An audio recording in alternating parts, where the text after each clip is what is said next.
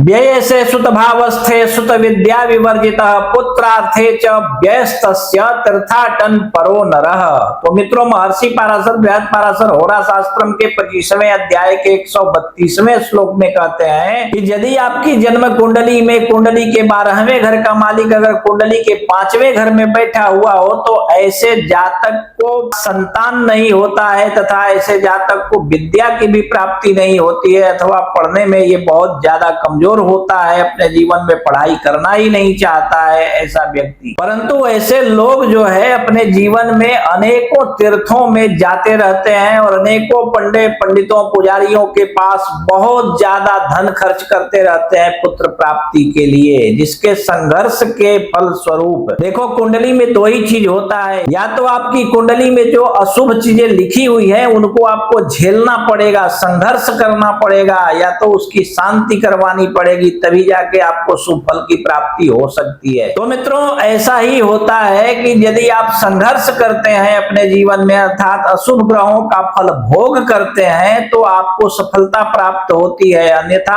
आप अगर उसकी शांति करवाते हैं, देखो शांति में भी वही बात है, आप यदि शांति कर्म करवाते हैं तो वो भी आपके संघर्ष से कमाया हुआ पैसा ही होता है, जिसको किसी और को दान करना देना या उसके बदले पूजा पाठ करवाना ये भी एक संघर्ष है। और नहीं तो फिर शारीरिक रूप से संघर्ष करो तो फिर बाद में शुभ ग्रहों की जब दशा आएगी तो आपको शुभ फल की प्राप्ति होगी। ठीक है, तो इसी प्रकार आप भी अपनी कुंडली देखिए और अपने स्वयं के बारे में स्वयं समझ लीजिए। और यदि इसके बाद भी आपको आपकी कुंडली समझ में ना आवे तो आप अपनी कुंडली किसी कुशल श्रेष्ठ अनुभवी विद्वान ज्योतिषी को दिखाइए, और कोई श्रेष्ठ विद्वान आपको आपके आजू बाजू में ना मिले तो आप अपनी कुंडली हमें दिखा सकते हैं। आप देश विदेश कहीं भी रहते हो, फोन कीजिए, फोन पर ही हम आपकी कुंडली देखकर एक एक बात विस्तार पूर्वक समझाकर बतला देंगे। ठीक है।